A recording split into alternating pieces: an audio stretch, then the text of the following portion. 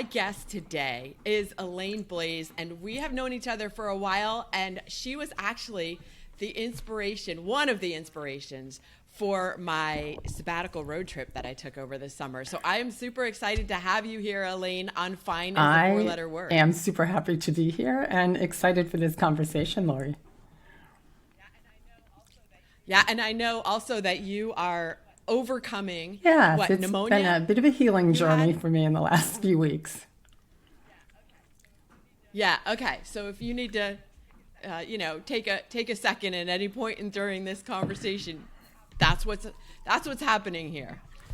Let's start out with, I'm curious what the values and beliefs you were raised with that contributed to who you became. That's a really interesting question today, especially. So part of this healing journey that I'm on, and that's truly what I believe it is around grief.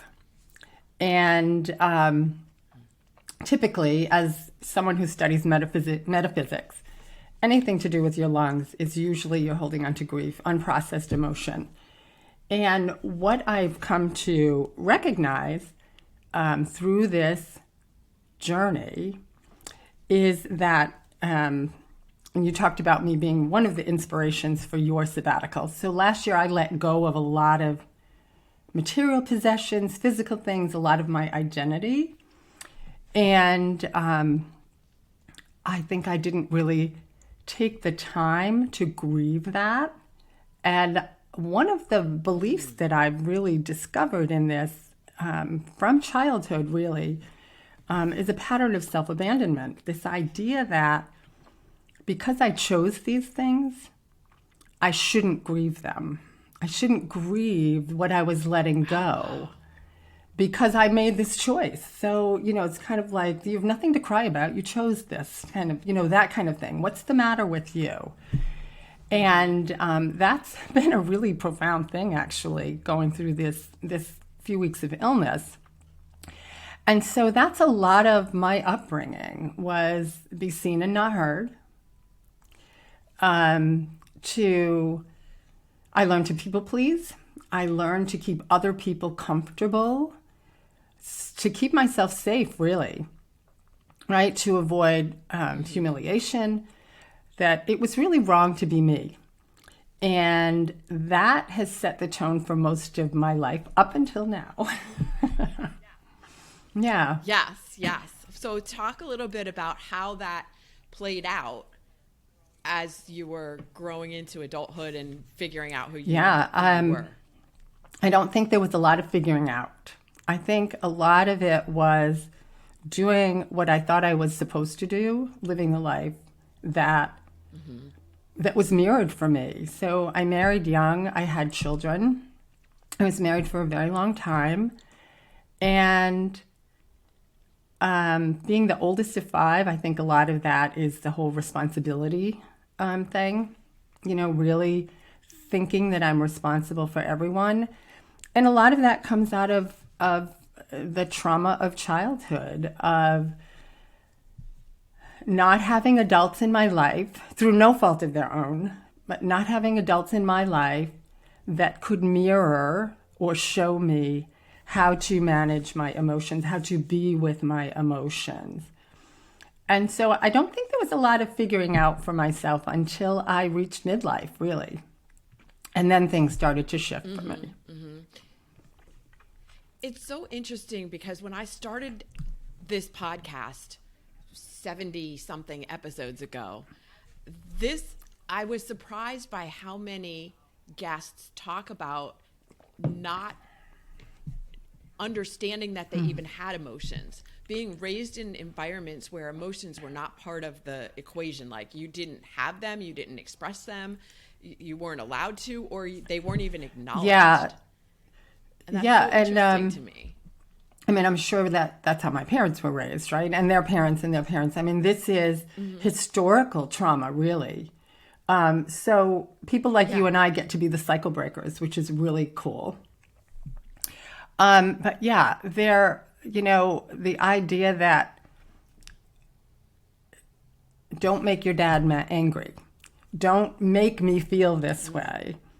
So we begin to guard our own emotions or to think that those things that we feel are wrong to be felt because of how they're affecting someone else. And the truth is, those are adults who, through their own trauma, don't know how to process their own emotions. So for me, there wasn't a lot of guidance around that when I was a kid. It was more about, suck it up, check your emotions at the door. I can remember my brother, Steve, who's 10 years younger than I am. And so I was about 12 maybe. And he got hurt out in the yard somewhere and his head was bleeding. And the head, it could be a tiny little thing, but the head bleeds profusely, right? Sure. And I'm freaking out. I'm like, oh my God, my brother is bleeding. I'm carrying him home. I'm screaming for my mother. And she got angry with me. She got angry with me for being emotional. There was no ability to realize that I was scared for what was happening with my brother. Mm-hmm. So those are some of the more challenging memories for me. Yeah. Okay.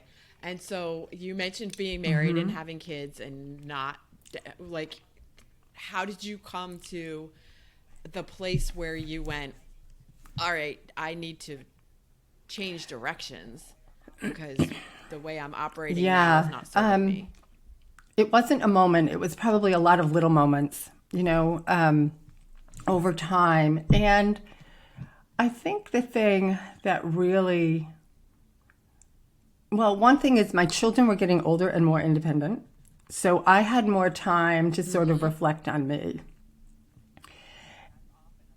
Yeah, that's often very much so. Very much so. I think, before that time, I was so busy parenting and, running kids around and all of the busyness and going to work every day that and I think a lot of that busyness too is a way that, for me anyway, I avoided what I needed to feel and process, right? Mm-hmm. Let me just keep busy and I'll be fine.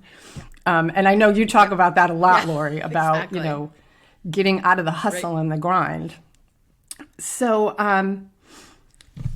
I'd reached a place in my life where I had become more confident in myself and through a number of different things, through a career I'd created, and started to really think about what do I want now. And I returned to college in my 50s for my undergraduate degree. It's something I had always wanted to do. And I fell in love with the learning. And there's a lot of brain drama around that. I'm 50 something. Can I keep up with people in class? I'm working full time. Can I do this? And I absolutely loved it. I was it just felt so fulfilling to me. And the more I did this kind of thing, the further apart my then husband and I drifted. I think for him, being in that more traditional place was what he signed up for.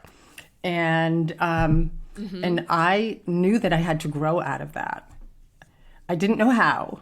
I didn't know what that would look like. I just knew that my soul was craving so much more in my life.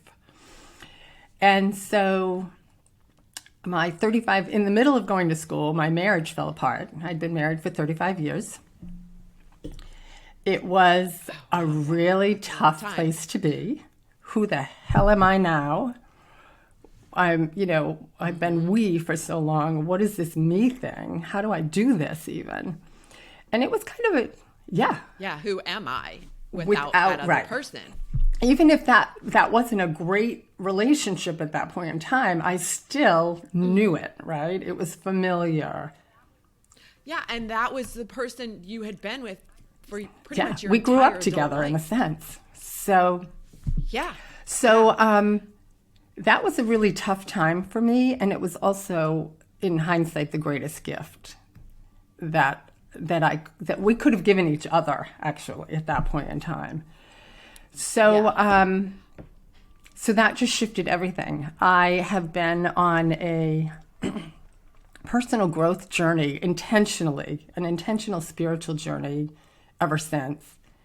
I discovered around that same time that my marriage was falling apart, I discovered Louise Hay, and I discovered Deepak Chopra, and I just started to get more and more Michael Beckwith into all of this. Oh, he is. love I listen. Michael. If you ever listen to his, I'm going to plug him actually. His Sunday morning way of meditation is fabulous. Yeah. I actually met him. Well, I was in a room with him where he was speaking, and it was a small room. And the energy of that room was over the top, incredible. And it was because of him. It was his energy that you could I'm not feel. surprised by that at all. So, Radiating. so having done all that, I started to feel really uncomfortable in my career. It was time for that to change too. I had just What was your I career had been first? working for about 25 years in corporate, and I had done a number of different things, primarily customer service and some internal communications. And I was working in internal communications when I ended my career. And I just got to a place where the values of the organization no longer worked for me. It's not about anybody else. It's not about the company. It's about what changed in me. Exactly. Your evolution. And before, what were you studying? I in studied school? communications and gender and women's studies. Yeah. Okay. And you did that, but not necessarily to further your career. I feel like you did. Well, it it's so 'cause were funny that you interested. say that because you're right. I really wanted to have my degree. It was something I had always dreamed of. So that was the reason for it. And I imagined that it would further my career. But the funny thing is, after getting my degree, I was put up for promotion 3 times, and all 3 times I was turned down. And so that is really the impetus for starting to think about, what do I really want? Because if this isn't happening, there's something else. There's something better, right? Mm-hmm. So yeah, it didn't do what I thought it would do. And that's okay, because it did what I needed it to do, which was to get me, yes, right? That's often to how get me things to happen. think about, what do I really want now? And in that time, I graduated, I traveled, and my dad passed. And that also got me thinking about, what am I waiting for? What am I waiting for? Yeah.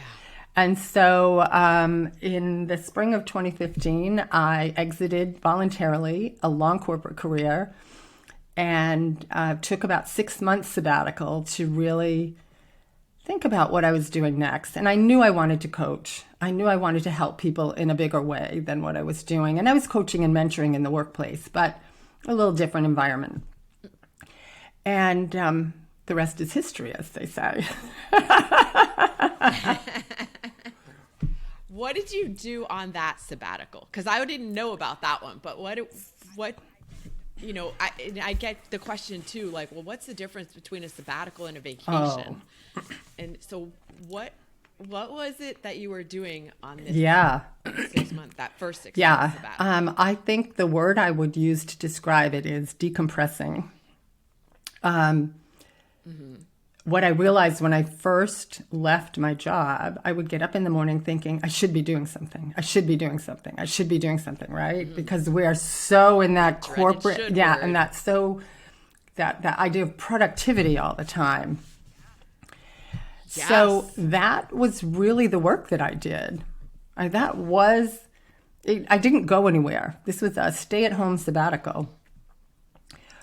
I spent that time learning to not be in a corporate job, learning to not have to be productive all the time, learning to give myself permission to rest and to sort of decouple from all of that stuff that I had been doing for so long. Yeah. It's so interesting that we have to learn how to decompress and learn how to rest. Like, shouldn't these things come to us naturally? But we've been so reprogrammed. I mean, you know them as a child, a child, but we've been so programmed. We have to deprogram ourselves and really rewire. Yeah, the brain. Absolutely. We create habits and patterns that serve us when we create them in most cases. But then we tend to be so, I mean, we are habitual people, right? We get comfortable with something, and so we keep going with it. And the idea, I think, is so new of actually just taking time to pause and say, do I want to continue to do this? Or do I want to do it differently? Or, how is this really serving the life that I want to live? Yeah. The other question I get a lot from people when they hear talk about sabbaticals is how I would love to do that, but I can't afford it. Didn't cost me anything to stay home. I think that statement is a great place for someone to inquire what they even think a sabbatical is, right? So what does that thing mean to you? Does it mean, being in Europe for a month and maybe you can't afford it, but does it mean being home for a week, 2 days, 6 months? I don't know.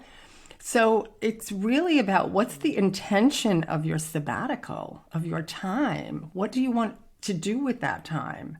How do you want to be with yourself in that time? What would you like to discover in that time? That right there, what you just said, how would you like to be? What would you like to discover? To me, is the key difference between a sabbatical absolutely. and A vacation, I'm on the beach with a margarita. I mean, come on. Right? Yeah. Right. You're not really digging into who am I? What do I want to do? What is my life going to look like moving forward? How do I find joy? Whatever it is. Absolutely. Yeah. There are more self-discovery elements, I believe, in a Yeah, sabbatical. absolutely. I'm going on sabbatical for me anyway, personally, to be curious about me. I'm going on vacation because I'm curious about a location, a place, and an event. So where's my curiosity? Oh, yes. I love that. Thank you for that.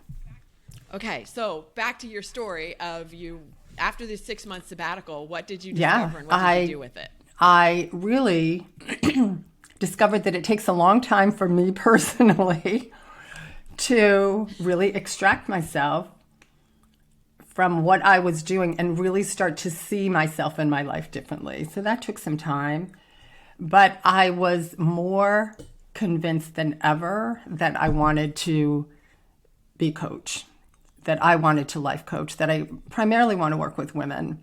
So I went to school with Martha Beck. I don't know if you're familiar with Martha Beck, but she is one of Oprah's coaches. Mm-hmm. Yes. I took her program. Yes.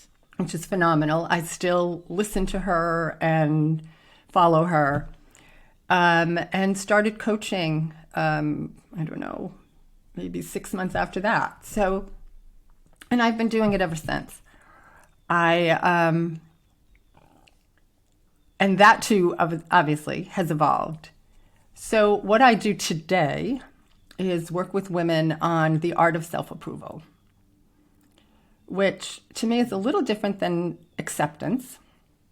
I think acceptance is saying, well, I'm not perfect, but I accept that about myself, which is a beautiful place to be, especially if you come from very low self-worth. Self-acceptance is sort of a step towards self-approval. But self-approval to me is that I am an expression of the divine, always, in this moment and in every moment. There is nothing wrong with me. Right. So it's really about beginning to appreciate and approve of the places, the things about ourselves. I mean, I want to celebrate everything about us. But this is really about looking at the places we think we're different or unacceptable or wrong. Because that goes right back to that trauma, that childhood stuff. And there was never anything wrong. So it's about coming full circle and really reclaiming everything about yourself. I also sometimes call it how to be a difficult woman, because I think as a woman, I've spent so much of my life trying not to be difficult for other people that I've lost myself. Make everything That's easy right. for everyone And else. so now it's time for me to embrace the things that I perceive, or maybe other people perceive, make me difficult, not at anyone's expense, but in pursuit of my dreams. Yeah. Have you found that that is a belief that you have that may not necessarily be true, that you are difficult, that other people don't perceive that as being difficult? It's only your perception. It could very well be. But it is a perception that I've learned somewhere that I want to be curious about. So if my saying no to someone makes me seem difficult, or if my expressing my opinion to someone makes me seem difficult, then I am willing to be that in order to be authentic, in order to be in unapologetic self-approval. And it's not about being mean or unkind to people. It's about being myself. Exactly. It's about being true Absolutely. to yourself. Yeah. Yeah. What led to the selling all your stuff and taking your life on the road and becoming a nomad? So that's so interesting. I think I've been pursuing this for a long time. So in 2017, maybe, I packed up my SUV and my dog and outfitted it so I could camp in the car. And we took a 6-week trip around the country. It was amazing. It wasn't long enough. So you went on like a trip Yes. with your dog. 6 weeks. Okay, cool. 6 weeks. I have a 29-pound Labradoodle named Gracie. And I loved it. A portable pet. Yeah, somewhat. She's not tiny, but she's portable. Yeah. Yeah. And I remember coming back, and a friend of mine asked me because I had some great experiences, met wonderful people, did as much as I could traveling with a dog, which can be limiting. Mm-hmm. Yeah. Stayed with friends and family, did some Airbnb, did some camping. I camped in the Redwoods in California, which was pretty spectacular. And just the energy in that place is incredible. Yes. Yes. And a friend of mine said, so did this trip restore your faith in humanity? And I thought that was an interesting question. And I thought about it for a minute. And I said, actually, it simply renewed my faith in humanity. There was nothing to restore. It validated it. Mm-hmm. Because people are people everywhere. We all want to be seen and heard and understood. And and so that sort of whet my appetite. And I have been following and learning about living nomadically. And that has shifted too. So I'd sold a house that I'd lived in, a home. It was really a lovely house. I didn't sell something that I was tired of or didn't like. I loved it, actually, but it was time. Mm-hmm. Sold my home, sold almost all my possessions. I mean, literally, I don't even own a bed right now. And bought an RV. It's a Sprinter van type, one of those tall vans.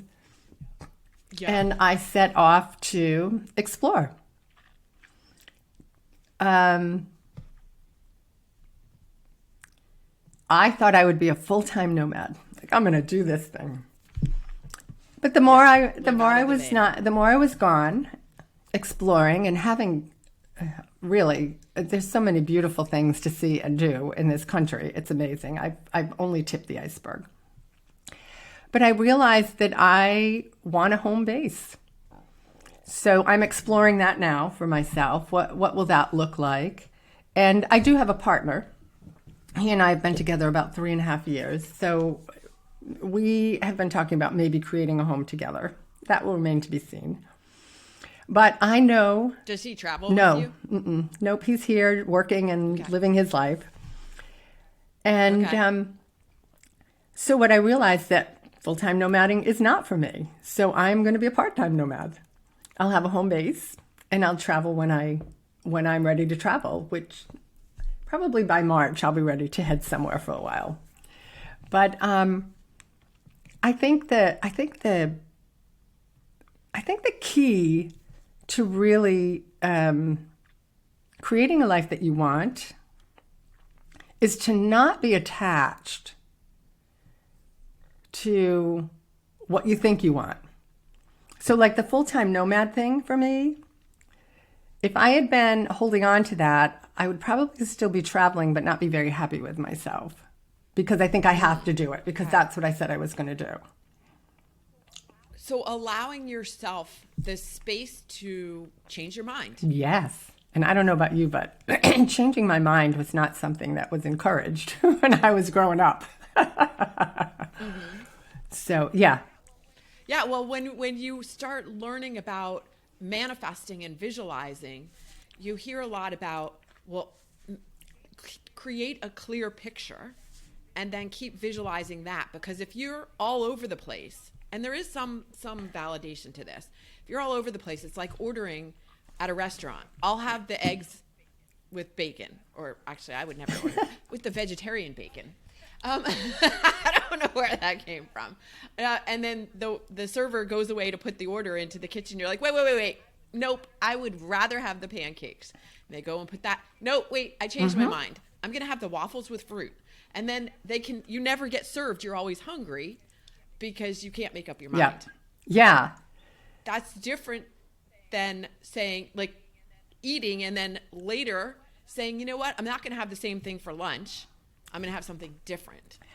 There's a subtle difference. Yeah, I think you're right. And the thing about manifesting and, really creating or co-creating what you want is, for me, more about the feeling. Right? How do I want to feel in this experience? Yes. Because there's a little tiny book written by Neville Goddard called Feeling is the Secret. Are you familiar with it? Awesome little book, right? Go to bed at night and visualize and go to sleep thinking about what you want. But when you listen to, and when you listen to like Abraham Hicks and other law of attraction people, there is this idea that if you're in the wanting of it all the time, you never get it because you're wanting. So you're getting exactly what your energetic vibration is. And so if you're in the energy of wanting, I think the same thing happens with attachment. If I'm attached to the outcome being a certain way, then I'm just going to be disappointed because honestly, the universe can deliver something way bigger than what I can imagine. Exactly. We don't know all the ways that things can show up for us. We can, like, I think where you're going with this, and I'll let you go on about the feeling of it. If you know how you'd like to feel, that feeling can be delivered in a billion different ways that we're not even aware of. And I just had a thought and it escaped me about feeling. Oh, I know. I believe that what we want is never really about what we want. It's about how we think we're going to feel when we have it. And so the more we can be in that feeling now, right now, even though we have no evidence of the thing, then we're actually calling it in. We're vibrating in the feeling of what we want, which is the only way we can match what we want. Yes, it is to be it now, which is sometimes confusing.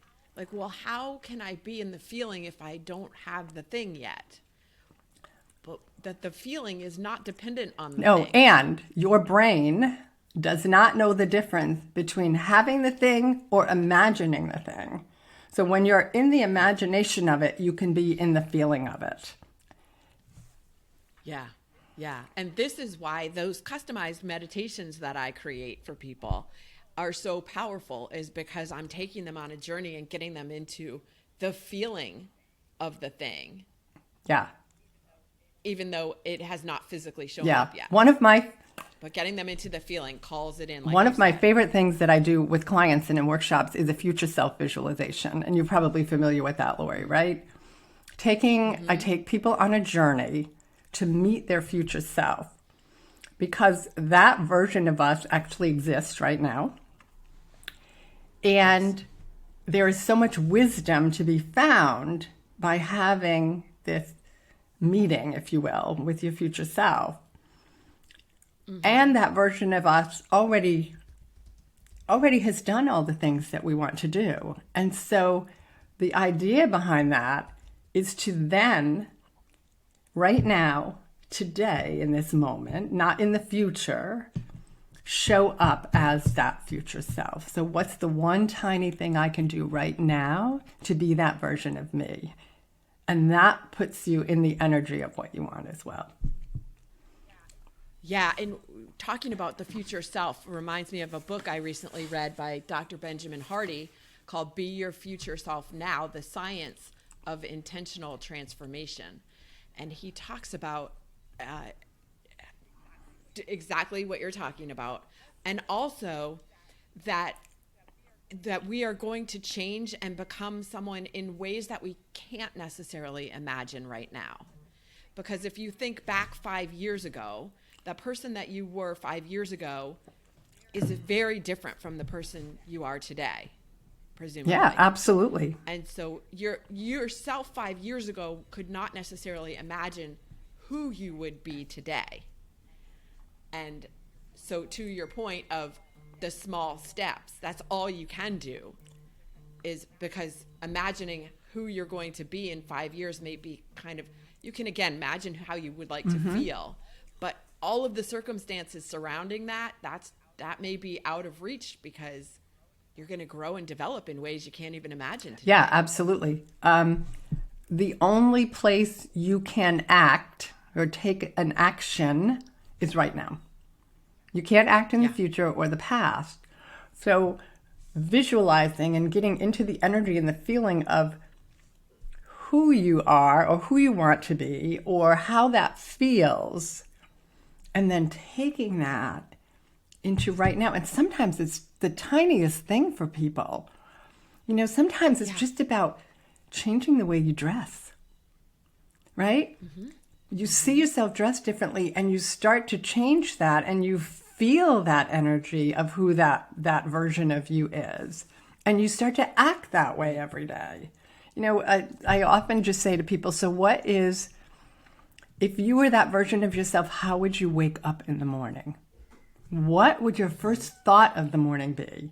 Because a lot of us get up and it's like, oh, the alarm, you know, whatever, all of that moan and groaning stuff, right? Right. Well, what if you didn't moan and groan? What if you chose a different thought, feeling in that moment to wake up with? It's tiny things, tiny things. Try it on for size. Yeah, see what happens. Mm-hmm. Yeah, and I love that you're talking about who would you want to be? Who would you like to be? Because that is really the question, and I've talked about this, I think, on other episodes as well. You know, when we ask children, what do you want to be when you grow up? Wrong question. Who would you like to be? And asking ourselves the same question every year. We're recording this at the beginning of a new year, and that's kind of irrelevant. Like, you can start over any minute you want. It's not necessarily important that it's the beginning of a new year. But my point is that this is the time of year when a lot of people are looking at things and going, what do I want to do this year? The better question for me is, who would I like to be? Yep. Yeah. One other exercise that I've done with people and often in workshops and classes is, instead of creating a to-do list, create a daily to-be list. So who do I want to be today? Yes. I want to be kind. I want to be accomplished, maybe, whatever it is. But what is going to be my state of being? Because that's my energetic place. That's where everything else is going to come from. I mean, we don't manifest anything from the outside world. We have to be it. Yes. We have to become it. So who do I need to be today to move a little bit towards that version of me? That is a fantastic place to end this conversation. We'll leave people with that thought. before we completely leave, the always question of what is the song you listen to when you need an extra boost of energy? When you want to be more energetic. I have a big long playlist, but probably the one that comes to mind that I love the most is a song by Bliss called Be Who You Were Born to Be. Got to jump off that cliff and be who you were born to be. I'm not familiar with that song, and of course I'm going to go listen to it right now after we finish this, because I no doubt it's a great one. Now, one of the great things also about living a nomadic life and in this time in history is that if people wanted to get in touch with you, they don't need a physical address. Where would people find you if they wanted to continue a conversation with you? A few places. So my website is Elaine Blais, that's BLAIS.com. I am mostly on Instagram on social media at Elaine Blais Coaching. And I do have a Facebook group for women called A Difficult Woman Collective, which I would love to have more women join, because the conversation there really is about self-approval, about reclaiming what we think makes us difficult and really stepping into our power to be who we are. Fantastic. I'll put links to all of that in the show notes. Thank you so much for joining me today on Fine is the Four-Letter Word. Thanks, Lori. This was a blast.